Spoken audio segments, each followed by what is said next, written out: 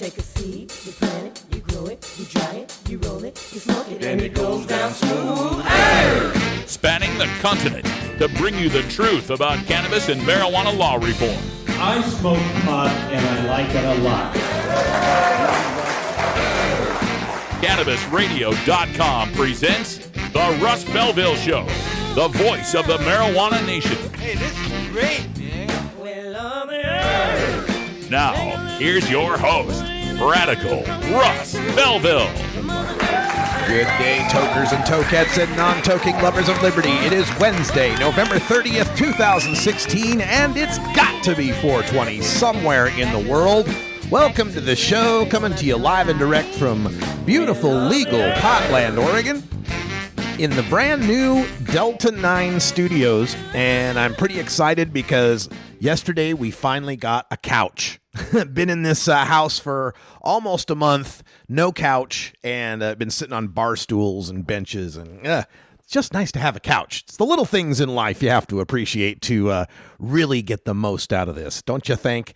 Anyway, it's the last day of November. December is right on the horizon, and this will be my last day talking to you live until December 19th. That's right, extended break here on the Russ Belville Show. And I know we just had an extended break, and my apologies for the way the schedules worked out. But tomorrow and Friday, I will be a part of Portland Weed Week. It's happening right now. You can check it out online at pdxweedweek.com. It's already going on today. They're doing a cannabis crawl. They're visiting all of these dispensaries and other businesses here in Portland on 3 different neighborhoods. So that's happening right now.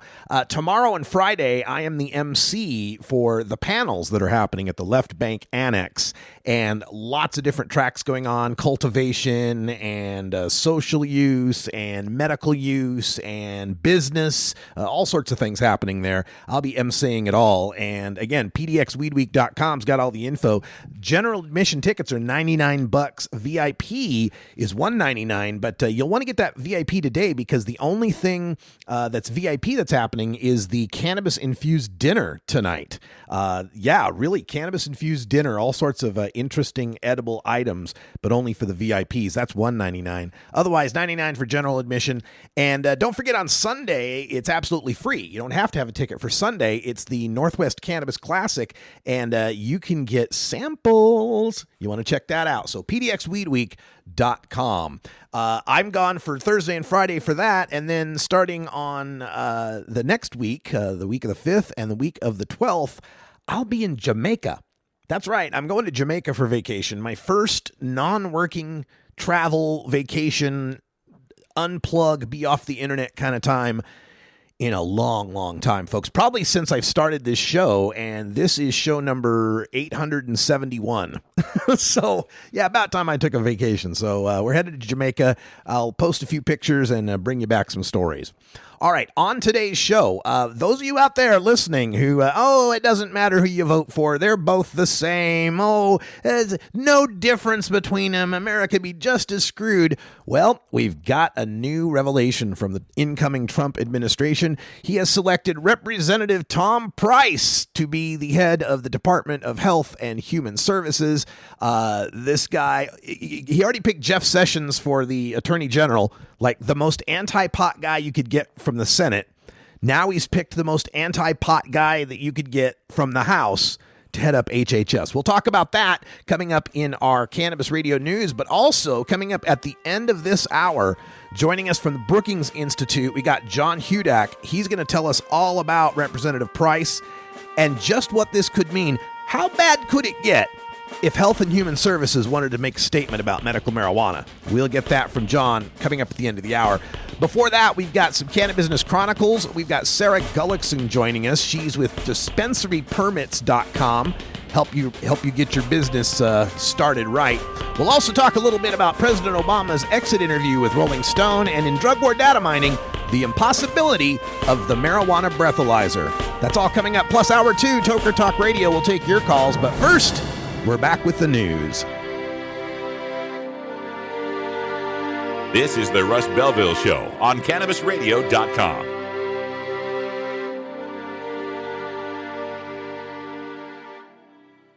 Cannabis use isn't the only thing growing. So are we. Grow with us. CannabisRadio.com. Dr. Dabber, hurry! Its temperature is shooting past 1,000 degrees Fahrenheit. It's burning up. I'm afraid for this little guy, it's just too late. What caused the problem? Only Dr. Dabber can maintain the perfect temperature for a smooth-tasting, slower burn. This standard vaporizer lost all of its health benefits, sending it up in smoke.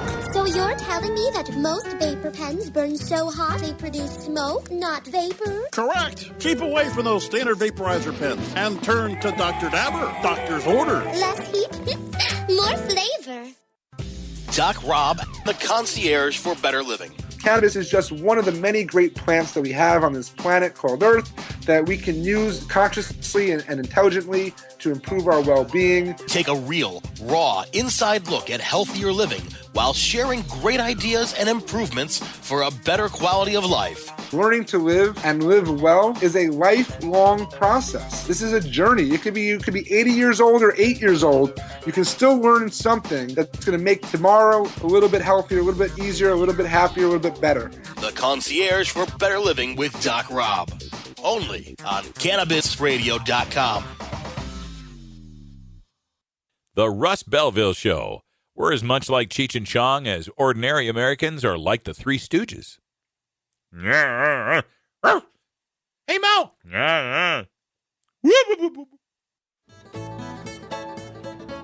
New beginner guitars and banjos are often constructed much better than ones built before your time. Why struggle? Get a new instrument or fix the old one. The trusted professionals at the Fingerboard Extension will evaluate your instrument for free. Repairs are priced for people who work for a living. Stop by the Fingerboard Extension downtown Corvallis at 120 Northwest 2nd Street today, or check out its inventory on the web at fingerboardextension.com.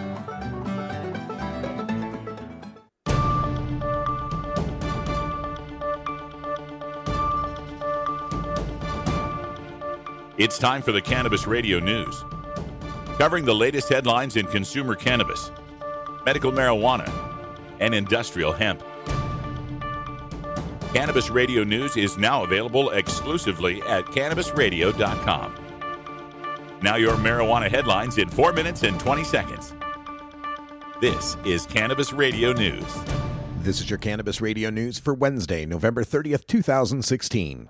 President-elect Donald Trump has announced his choice of Representative Tom Price, Republican of Georgia, to head the Department of Health and Human Services. The Washington Post reports that, quote, Price is one of the most consistently anti-marijuana members of Congress, voting against a number of marijuana proposals before the House in recent years, end quote. While federal drug laws are the purview of the Department of Justice, where Mr. Trump has chosen the Senate's greatest drug warrior, Jeff Sessions, HHS could penalize doctors or sue sellers who work with medical marijuana in the 28 states where it is legal. HHS also controls Medicare and Medicaid and could conceivably use their reimbursements to physicians as leverage to restrict medical marijuana recommendations. Representative Price has earned a grade of D from both NORML and Drug Policy Alliance for his consistent record voting against medical and recreational marijuana law reform. However, Representative Price has supported the expansion of industrial hemp and a limited measure preventing the Justice Department from interfering with states that allow the medical use of cannabidiol. Alaska has begun receiving its first tax payments from marijuana businesses 1 month after the start of legal pot sales. The Department of Revenue said the first cash deposit from a pot shop came Monday. Leaf Abel, co-owner of Greatland Ganja in Castleoff, became the second owner to pay when he dropped off $5,600 in tax money on Tuesday, KTUU-TV reported. The state has set up a deposit safe at the Permanent Fund Dividend Office for business owners to drop off their tax payments. It's Alaska's only in-person drop site for cash. The payment process helps owners avoid having to deal with banks that are leery about working with pot businesses because marijuana remains illegal at the federal level. Business owners can also submit payments by mail, wire transfer, or electronically, according to officials. 83-year-old Willie Nelson may be the best-known marijuana smoker and country musician on earth, but now he is no longer the oldest. 84-year-old Loretta Lynn, subject of the 1980 biopic Coal Miner's Daughter, for which Sissy Spacek won the Academy Award for Best Actress, admits in an interview with People magazine that she tried smoking marijuana this year to treat her glaucoma. However, unlike the redheaded stranger, Loretta Lynn didn't have a good experience with the herb. Quote, "I took one smoke off of it and it hit me right here in the chest," said Lynn. "I like to have died. Glaucoma is just going to have to take over." End quote. Still, she defended her pal Willie's recreational use of pot. Quote, "He's one of the greatest people in the whole world," Lynn says. "I know he smokes pot, but my goodness, there's a lot of people doing a lot worse than smoking pot." End quote. A defensive tackle for the NFL's Miami Dolphins has been cut from the team after his arrest for marijuana possession in Florida Tuesday night. Leon Orr, age 24, was pulled over by police for suspicion of illegally tinted windows on his car, according to the arrest report by Collier County deputies. Claiming he could smell marijuana, the officer ordered Orr out of the car. Upon the subsequent pat-down search, Orr was allegedly found to have marijuana, as well as what local TV news reports called Kush syrup and THC. Orr was charged with possession of marijuana under 20 grams, a misdemeanor, and possession of a controlled substance, presumably the syrup. Orr, a Florida native, played 3 games for the Raiders last season and 5 games for the Dolphins this season. A California pilot forced to land a small plane in New Mexico because of mechanical problems has been arrested after authorities found nearly 118 pounds of marijuana. Roswell, New Mexico police say 37-year-old Michael Armando Teixeira of Gilroy is being held at the Chavez County Detention Center on suspicion of distribution of a controlled substance. It was unclear Tuesday if he has a lawyer yet. Teixeira landed at the Roswell International Air Center last Friday night. Federal Aviation Administration officials at the airport discovered that the plane didn't have a flight plan on file. Police got a search warrant after marijuana odor was detected. That led to the discovery of 117.9 pounds of high-grade marijuana packaged in several large bags inside the plane. Police say Teixeira isn't the registered owner of the aircraft. This has been your Cannabis Radio News for Wednesday, November 30th, 2016. I'm Russ Belville. We don't limit how much you smoke, and we don't limit where you listen. Cannabis Radio is now on iTunes, Stitcher, and iHeartRadio.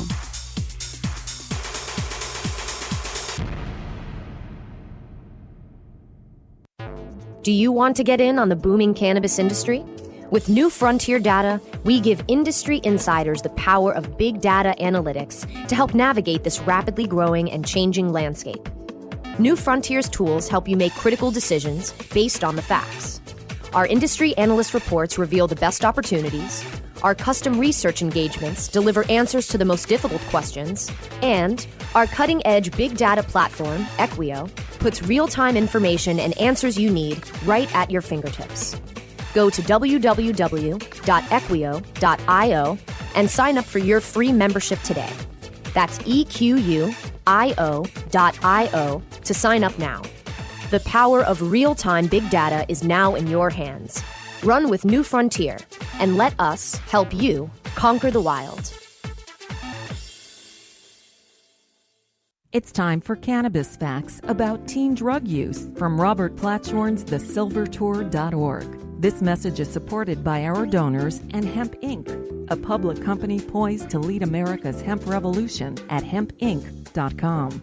A recent survey by the U.S. Centers for Disease Control indicates that in states that have legalized medical marijuana, the rate of marijuana consumption among high school students has not increased. In fact, in legal states like Colorado, teen use has actually decreased significantly. It's simply no longer a big deal for teenagers in legal states. This was Cannabis Facts from thesilvertour.org, an educational nonprofit supported by our donors and Hemp Inc., a public company poised to lead America's hemp revolution at hempinc.com.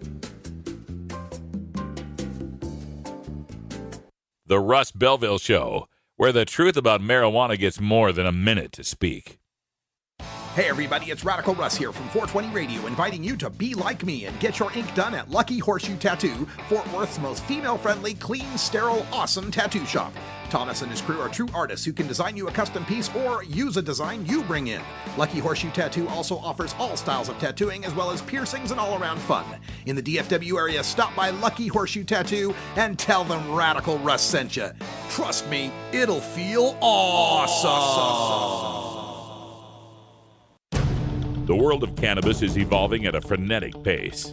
The Russ Belville Show gets behind the headlines to take a deeper look at breaking news in our Cannabis Focus. Today in the Cannabis Focus, we want to take a look at a piece in Rolling Stone magazine where editor Jan Wenner has interviewed Barack Obama, our president, as he leaves the Oval Office, is basically referring to it as the exit interview. And it was conducted the day after the election. So a lot of it concentrates on the incoming Trump administration, disappointment in Hillary Clinton's loss, and so forth. But there were two questions asked of President Obama that directly had to do with the legalization of marijuana. And I just wanted to read them in their entirety. There's been a lot of reporting on these, but just to give you the full gist of what's going on in the president's own words. So the question was, you can now buy marijuana legally on the entire West Coast. So why are we still waging the war on drugs? It is a colossal failure. Why are we still dancing around the subject and making marijuana equivalent to a Schedule I drug? President Obama answers, look, I've been very clear about my belief that we should try to discourage substance abuse, and I am not somebody who believes that legalization is a panacea. But I do believe that treating this as a public health issue, the same way we do with cigarettes or alcohol, is the much smarter way to deal with it. Typically, how these classifications are changed are not done by presidential edict, but are done either legislatively or through the DEA. As you might imagine, the DEA, whose job it is historically to enforce drug laws, is not always going to be on the cutting edge about these issues. The next question, what about you? Are you going to get on the cutting edge? President Obama answers, look, I am now very much in lame duck status, and I will have the opportunity as a private citizen to describe where I think we need to go. But in light of these referenda passing, including in California, I've already said, and as I think I mentioned on Bill Maher's show, where he asked me about the same issue, that it is untenable over the long term for the Justice Department or the DEA to be enforcing a patchwork of laws, where something that's legal in one state could get you a 20-year prison sentence in another. So this is a debate that is now ripe, much in the same way that we ended up making progress on same-sex marriage. There's something to this whole states being laboratories of democracy and an evolutionary approach. You now have about a fifth of the country where this is legal. So those are the main points President Obama wanted to make. My take on a couple of these, again, he says how the classifications referring to marijuana being Schedule I are not done by presidential edict. He says typically they're not done by presidential edict. And that's true, typically, because they've never been changed by presidential edict. We have had drugs that have been reclassified. Marinol is a classic example. It was originally Schedule II, and then it was reclassified as Schedule III, but that was done by the DEA. However, technically, President Obama could change this by presidential edict. Both he and the Attorney General have the power to reclassify on their own signature.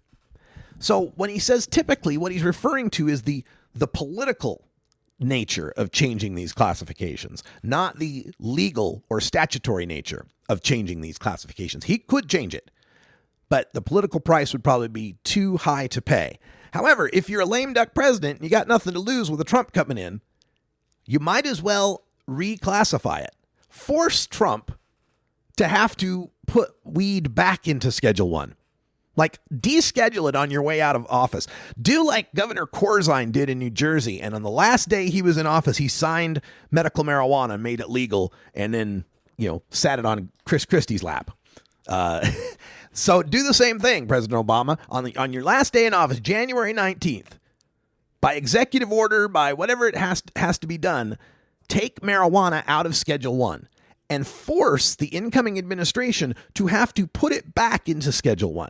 And for them to have to explain why it has to be back into Schedule I to an American population where 89% of the people believe marijuana should be legal for medical purposes, where 3 out of 5 Americans, including those 29 electoral votes in Florida, like their legal medical marijuana. Force them to have to be the bad guys on this issue.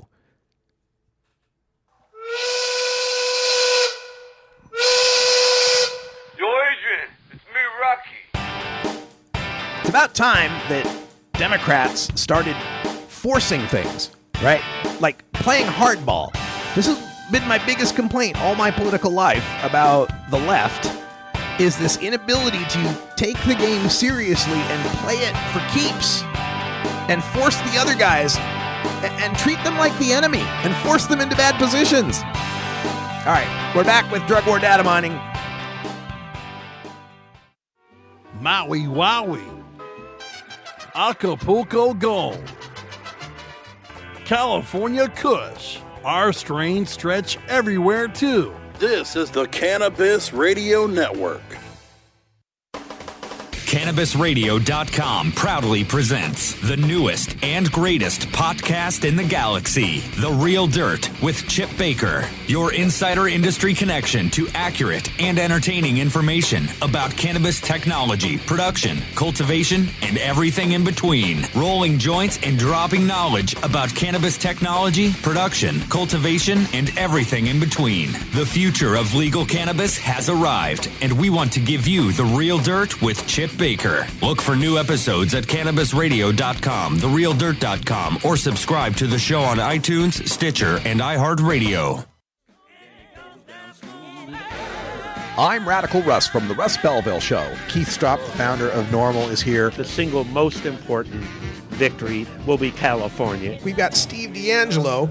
Well, the state of cannabis affairs in California is in flux. The guru of ganja, Ed Rosenthal. It's better for people to be using concentrates. Weekdays live at 6 Eastern, 3 Pacific, exclusively on CannabisRadio.com. Warning. Hits taken on this show are larger than they appear. Do not try this at home. These people are professionals, or at least they pay me to say that. A public service message from CannabisRadio.com and the Russ Belville Show. The Russ Belville Show is proudly sponsored by the Marijuana Business Association. The MJBA, called by NBC News the Cannabis Chamber of Commerce, is the fastest growing business association in the fastest growing industry in America.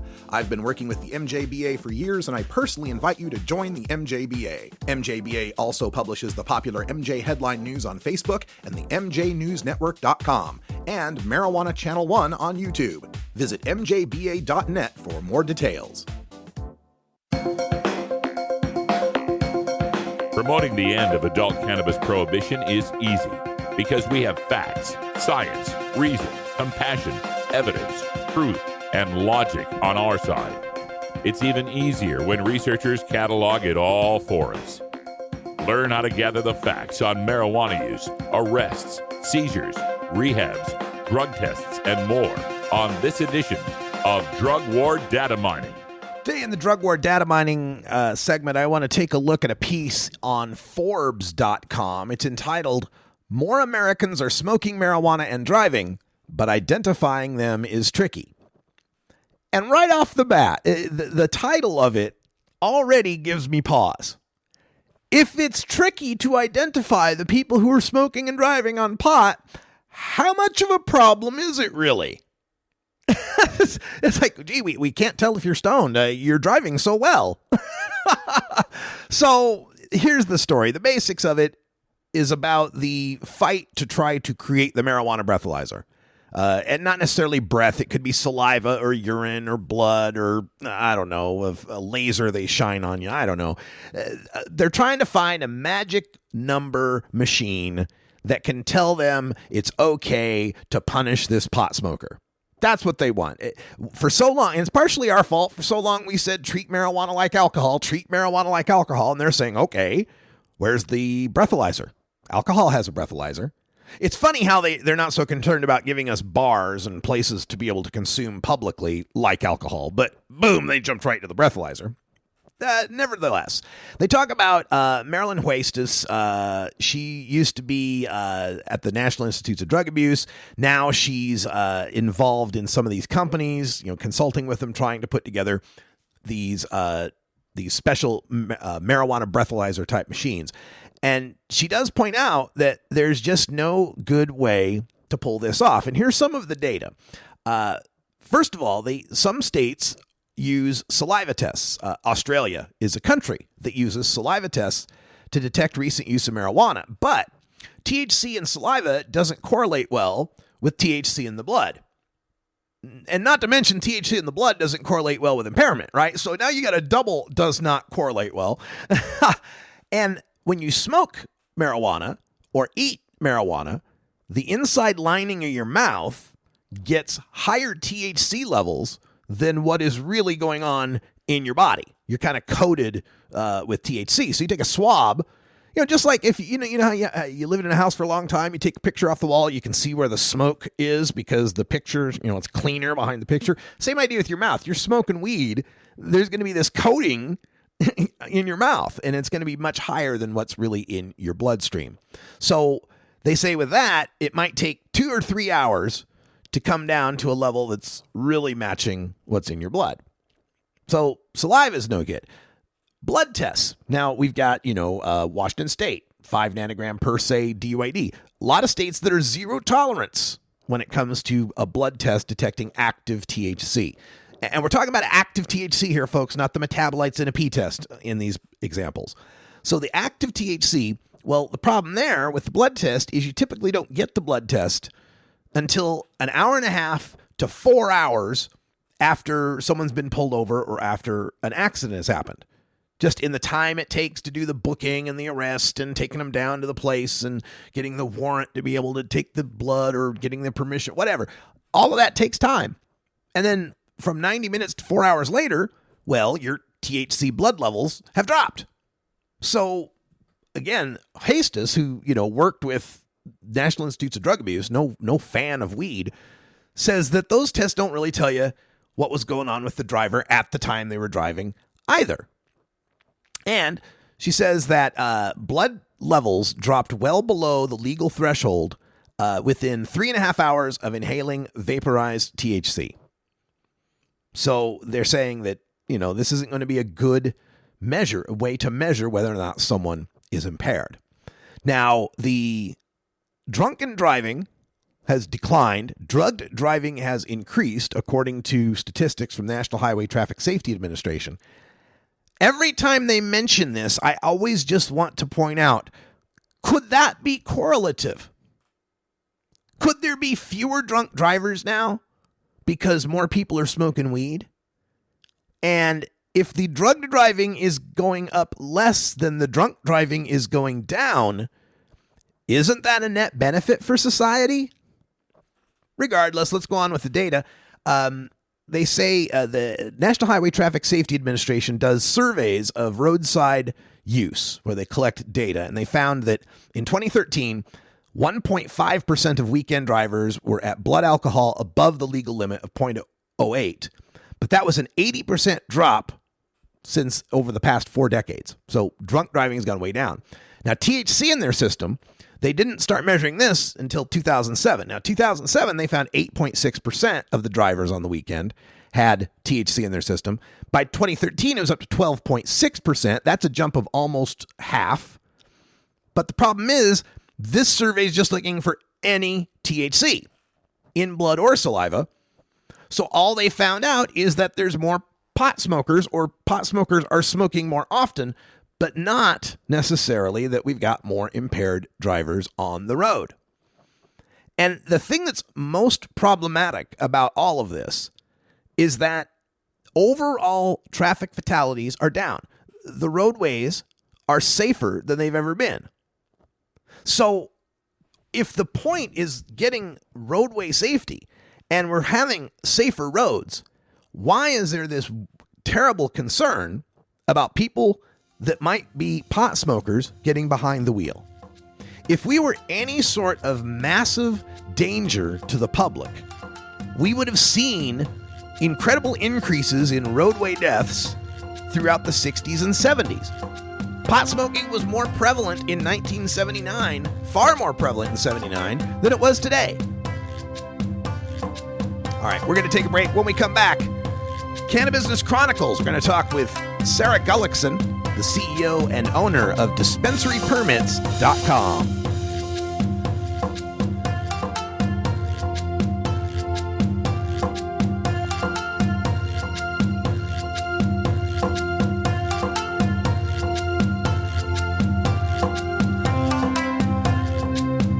This is the Russ Belville Show on CannabisRadio.com.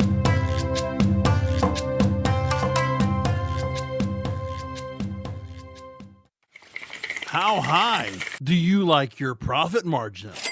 CannabisRadio.com. Dr. Dabber, hurry! Its temperature is shooting past 1,000 degrees Fahrenheit. It's burning up. I'm afraid for this little guy, it's just too late. What caused the problem? Only Dr. Dabber can maintain the perfect temperature for a smooth-tasting, slower burn. This standard vaporizer lost all of its health benefits, sending it up in smoke. So you're telling me that most vapor pens burn so hot they produce smoke, not vapor? Correct. Keep away from those standard vaporizer pens and turn to Dr. Dabber. Doctor's orders. Less heat, more flavor. Tokers, there's no good reason to get your dog stoned. While it might not harm them physically, imagine being a dog who already begs for treats all day, and then imagine that dog having the munchies. Not cool. You're listening to the Russ Belville Show on CannabisRadio.com, where we don't change our mind on decriminalization during an election year. When you are starting up a medical cannabis business, you want a fired-up lawyer who understands the needs of cannabis consumers. The law office of Lauren Vasquez is your fired-up lawyer for the cannabis industry. Visit her website, fireduplawyer.com, or call 1-855-MMJ-LAWS for more information. That's 855-665-5297 for Lauren Vasquez, your fired-up lawyer, or email fireduplawyer@gmail.com.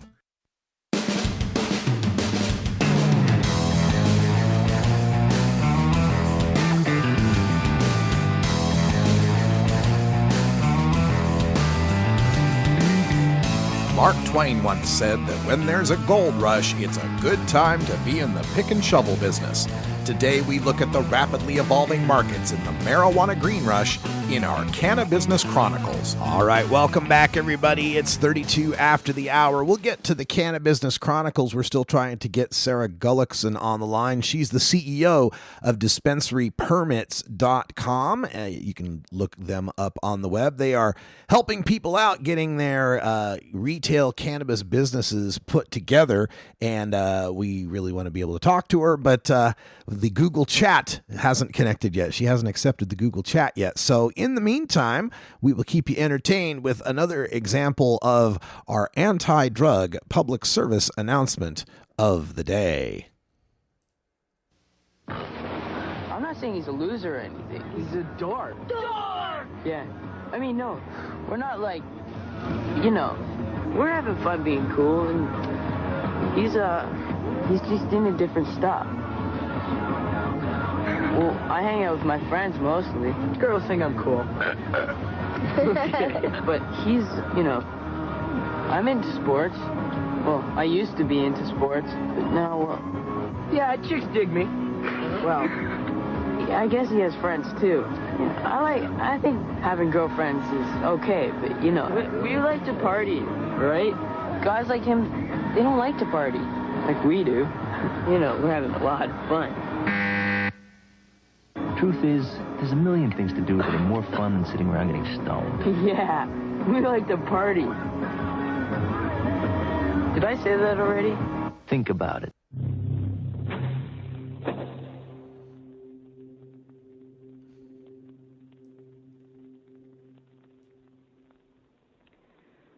This is a vial of crack, rock cocaine. As you may have noticed, it doesn't come with a warning label. If it did, it might tell you that smoking crack affects the brain, the nervous system, the lungs, and the heart. It would also say that crack can kill you. The problem is, no one knows exactly how much it takes to do it. So every time you try it, it's a guessing game. And if you guess wrong with this stuff, you die.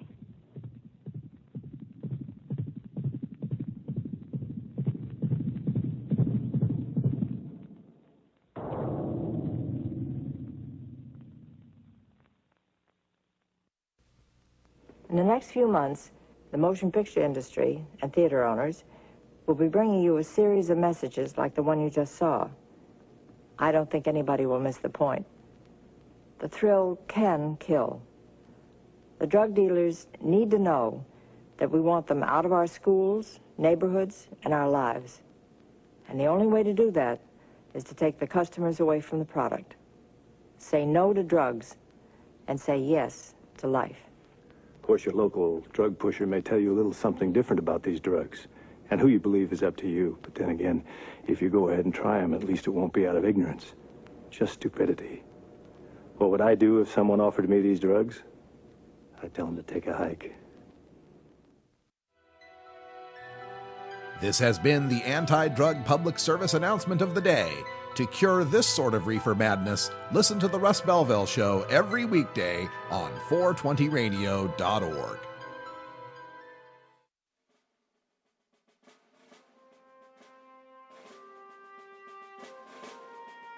All right, folks, my apologies. It doesn't look like we're going to be able to get Sarah on the line, but we'll get her rescheduled sometime in December. We'll talk to them at dispensarypermits.com.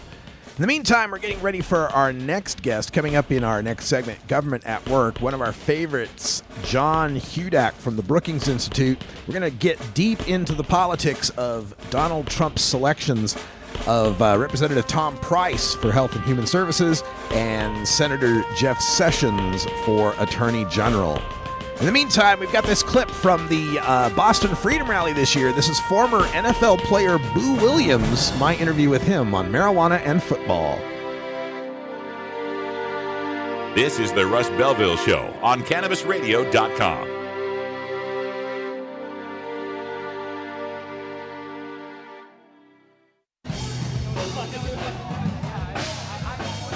Good day, tokers and tokettes and non-toking lovers of liberty. Radical Russ here, day 2 of the 27th annual Boston Freedom Rally. We're here backstage at the main stage with Boo Williams. Played, what was it, 5-6 seasons in the NFL? I played 6, man. Played 6 with the New Orleans Saints. Right on, New Orleans Saints. And you were up on stage emceeing, made a couple references to your NFL career and how the players now are recognizing cannabis as something that can be very beneficial for the head trauma. Give folks a little taste of what you're telling the folks. Man, the thing is, with us athletes, we go through things that most people really don't understand what we go through. You know, we're all beat up and battered, and we just need a little bit of relief. We really don't want to take the pharmaceutical way, but the only way, you know, they force us to do is the pharmaceutical way. So we're looking for more holistic, treatment, and cannabis is really the only way to go.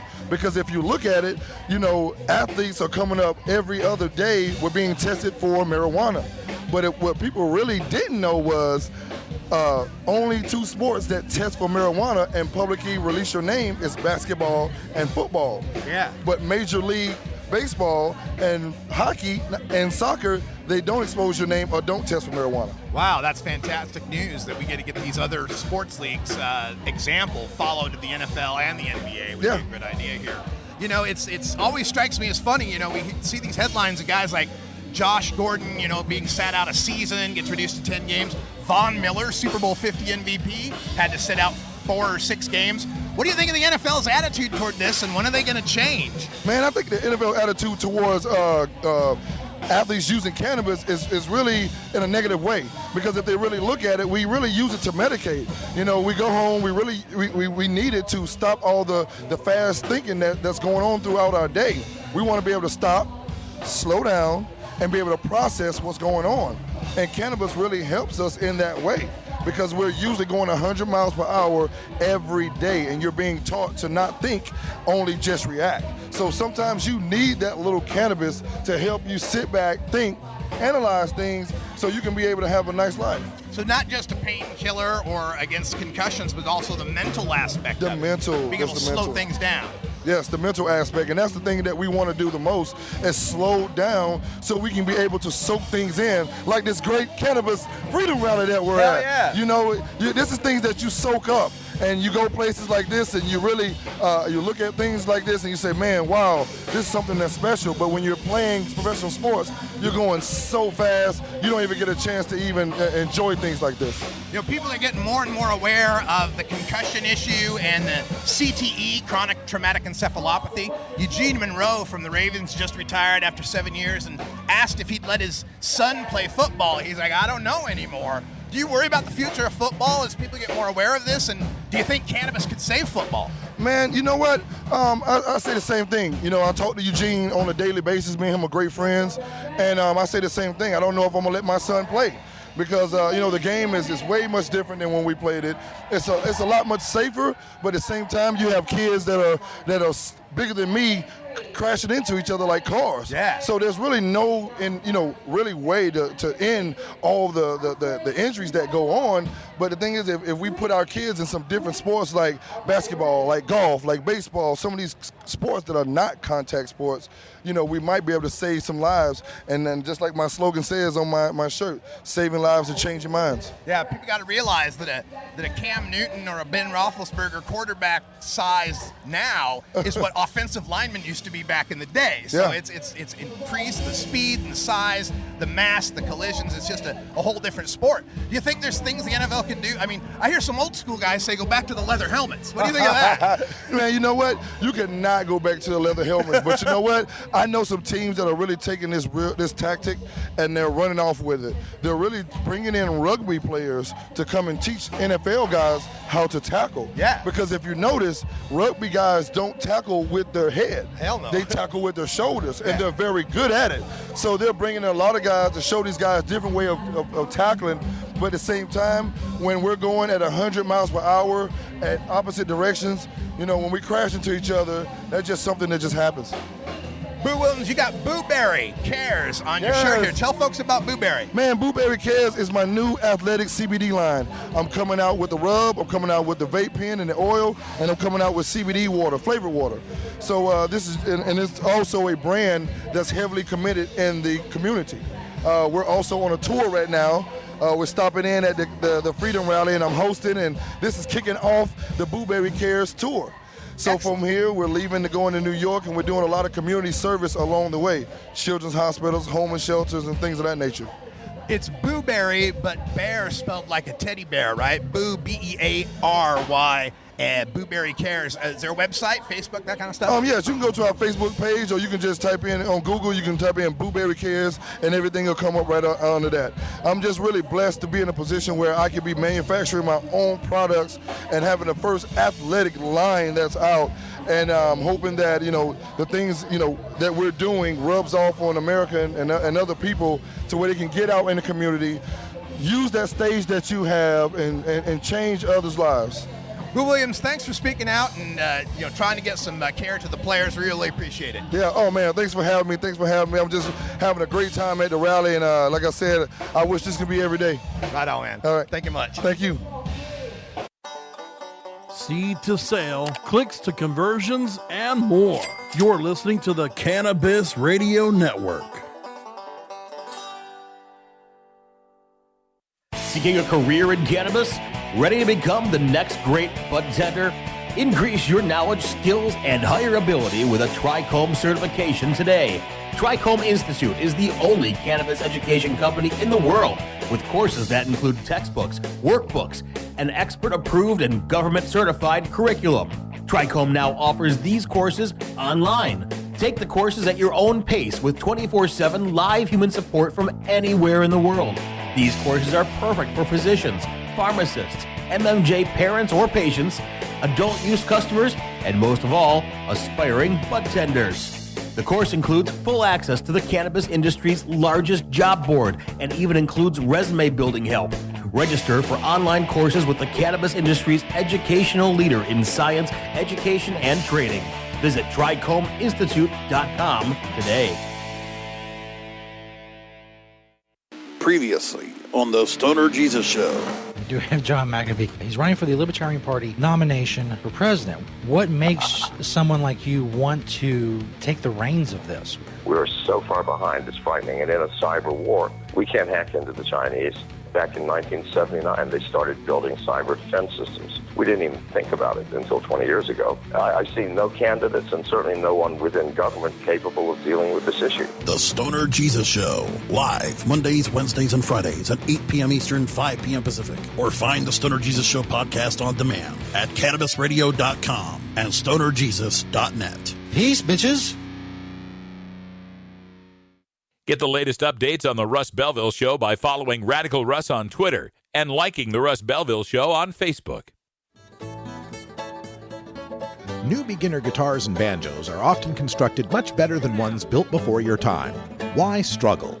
Get a new instrument or fix the old one.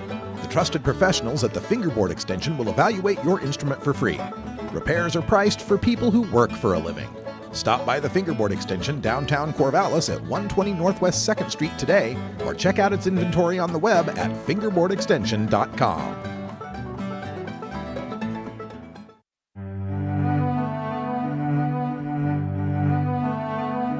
Reforming America's marijuana prohibition laws takes education, lobbying, and voting. From Washington, D.C. to your state capitol to your city hall, marijuana law reform involves all levels of civic life. Learn how you can make your impact with elected officials as we take a look at our government at work. All right, everyone, welcome back. It's 45 after the hour, and joining us for our Government at Work segment today, we've got John Hudak, a fellow at the Brookings Institute, an expert in marijuana policy. And John, welcome back to the show. Glad to have you here, and thanks for taking the call on short notice. Hey, Russ, as always, thanks a ton. Oh, yes. I was reading Christopher Ingram's piece in the Washington Post about the selection of Representative Tom Price for Health and Human Services, and this one caught me off guard. I had just barely recovered from Senator Sessions being picked for AG. Give our listeners a little bit of a rundown on this Representative Price and what his selection at HHS could mean for the marijuana industry. Well, Representative Tom Price is a very conservative Republican congressman from Georgia.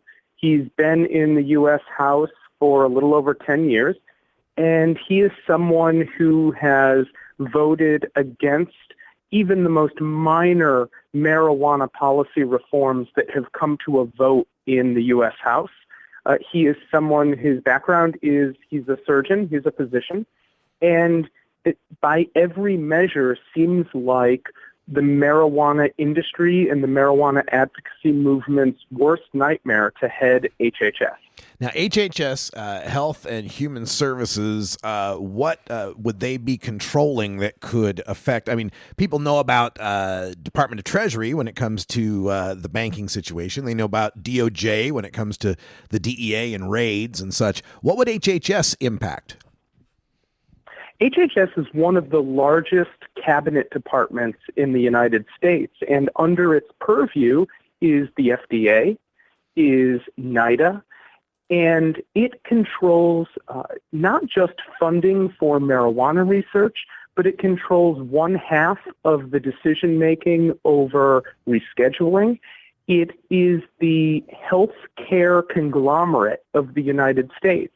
And what President-elect Trump has chosen to do is put atop that agency a doctor who seemingly is conservatively trained, and that's not from political ideology conservatism, but conservative about the practice of medicine, someone who by all accounts is an opponent of marijuana, and not just marijuana for recreational use, but marijuana for medical use. What he has voted against as a congressman has been reforms oriented around medical marijuana. So we're not talking about someone who says, hey, I'm a doctor, you shouldn't use pot just for fun.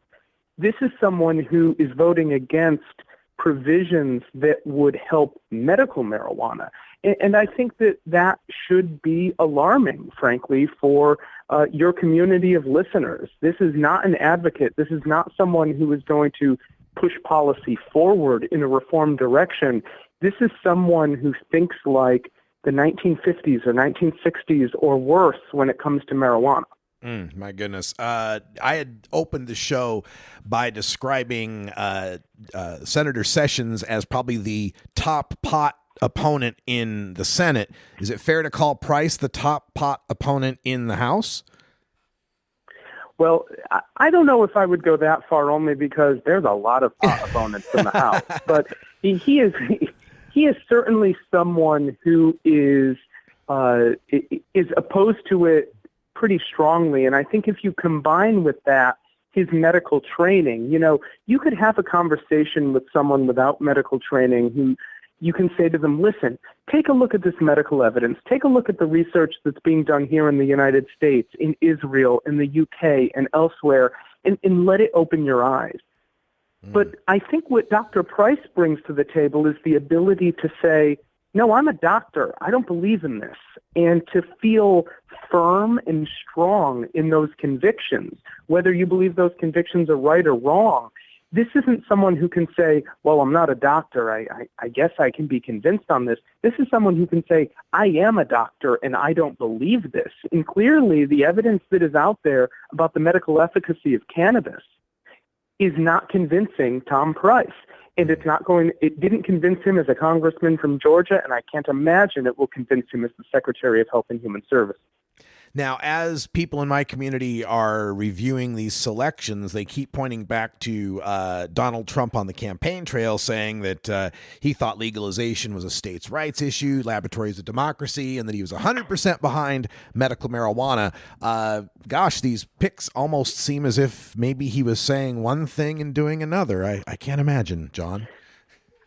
Well, there's two approaches here. I think one is, if you're going to take Donald Trump's campaign promises at their word, you're probably new to politics, because he's not someone who seems to be willing to commit to campaign statements, past statements, marital vows, really anything that he has taken a stake in. But at the same time, if you want to take Donald Trump's words to heart, that he thinks this is a states' rights issue, that could be something that is appealing to Tom Price, who has advocated for states' rights in certain contexts, for Jeff Sessions, who has also done the same.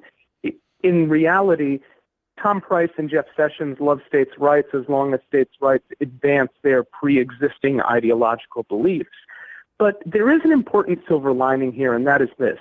At the end of the day, if Tom Price is confirmed, if Jeff Sessions is confirmed, their boss is still the President of the United States. And if the President of the United States says, listen, I don't want to pick a fight with this community, let's just let this be. I'd rather overturn Obamacare. I'd rather crack down on immigration. But just let's not waste our energy on marijuana policy. The President has the power to stop those appointees from chasing after that. I mean, look at Obama, for instance. Loretta Lynch is no benefactor to the marijuana reform community, but the president has clearly laid out his vision, and it has kept Loretta Lynch from being ideologically opposed to reform. If, as President Trump can do that, it can rein in Sessions and Price.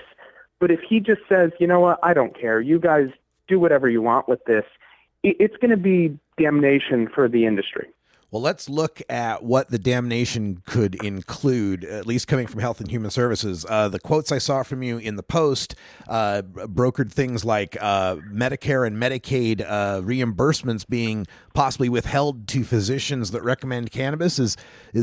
Give us some of those nightmares that you can come up with. One of the things that hold a lot of doctors back, and I think this is actually largely misunderstood in the medical marijuana reform community, or at least among patients. There are doctors out there who, from a training point of view, from a medical research point of view, or even from an experience point of view, would be more than happy to recommend cannabis. But they belong to a hospital, or they belong to a doctor's group, or some other HMO, or some other kind of practice, that a general counsel steps in and says, you're absolutely not doing this. It puts everyone at risk. It creates tremendous liability. And then that's the end of the road. That's the answer that they have to take. It's true for hospitals. It's true for a variety of organizations, because the bread and butter for a lot of doctors, for a lot of groups, and for a lot of hospitals is Medicare and Medicaid reimbursement. Well, as HHS Secretary, Tom Price can push that envelope. He can try to penalize individuals, groups, organizations, and hospitals if they recommend medical cannabis by saying, listen, this is an illegal substance, and you're violating federal law, and you're no longer entitled to federal benefits. It's not clear whether he will win on that if he were to do it, but it is a risk that doctors feel at their core. I mean, this is an existential, this is a financial issue for doctors. And if you start to sort of sully those reimbursements, really put those in jeopardy, you can upend an entire system quite easily.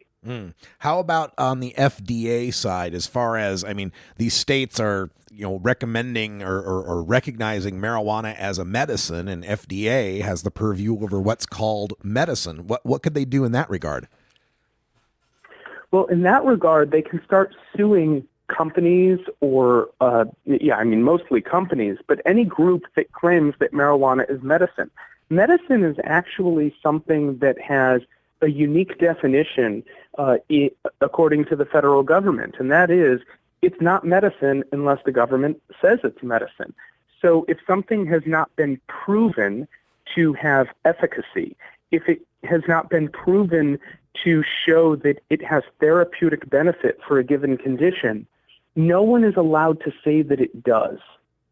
And if you find out that medical marijuana dispensaries say, hey, this strain helps with epilepsy, or this strain helps boost your appetite if you have clinical anorexia from end-stage AIDS or chemotherapy, or if you say this strain helps with glaucoma, you are violating what the FDA considers policy, and they can crack down on that. And I think this claim of marijuana is medicine makes sense to a lot of patients. It frankly makes sense to a lot of non-patients, but it doesn't make sense to FDA. And as the head of HHS, the head of FDA is his subordinate. And I think there are a multitude of opportunities that the new administration will have, not necessarily to win on everything they try to do to affect the marijuana industry and the advocacy community, but they're going to get some wins if they want them. And what it means is the landscape for policy here on out is uncertain. And uncertainty is always a bad thing for public policy. We've got about 90 more seconds with you, John Hudak from Brookings Institute. One of the rejoinders I get from people is, but we've got 8 states now legal. We got 28 medical. There's so much money being made. The states won't want the feds interfering. Do you think there's an economic argument to Trump keeping hands off? There's an economic argument for Trump to keep hands off. I think that argument works very strongly with him as a businessman. I don't think it works with Jeff Sessions. I don't think it works with Tom Price. If it did, then you would see them as supporters of the Affordable Care Act, which has absolutely exploded the revenues of the healthcare industry right now. But Donald Trump, oddly, is going to be have the opportunity to be the savior here, because he thinks in terms of dollars and cents, and Price and Sessions do not. And so, like I said, oddly, people might end up seeing Donald Trump as the saving grace, protecting the industry from the appointees who he ended up selecting. Well, that would fit in his reality TV show persona to create the foil, create the heel, and then be the good guy that comes in and saves the day. John Hudak from Brookings, I want to thank you for joining us. And do you have any website or book or anything you'd like to tell our listeners about before you go? Absolutely. You can read all of our research, mine and my colleagues, at our website, brookings.edu, and I encourage everyone to buy my new book, Marijuana, A Short History, available on Amazon, Barnes & Noble, and at the Brookings Press website. Fantastic. Brookings.edu. Check it out. John, thanks again for joining us, and have yourself a great time out here on the West Coast. Thanks a lot, Russ. All right, that's all the time we got for Hour 1, but stay tuned in Hour 2. We got a note back from Sarah Gullickson. We're going to have her back on after our safety briefing, so that'll be good. We'll learn more about dispensarypermits.com. Also coming up in Hour 2, I got to talk about Goldilocks. I'm telling you, marijuana industry, you better legalize and put your money around to legalize as much as possible, because Goldilocks is coming. I'll tell you who Goldilocks is when we get back. For everyone here at CannabisRadio.com, I'm Radical Russ. Thanks for joining us, and until next time, take care of each other, tokers. This is the Russ Belville Show. The Russ Belville Show is blogging and podcasting daily at RadicalRuss.com. You take a seed, you plant it, you grow it, you dry it, you roll it, you smoke it. You take a seed, you plant it, you grow it, you dry it, you roll it, you smoke it. You take a seed, you plant it, you grow it, you dry it, you roll it, you smoke it, and it goes down smooth.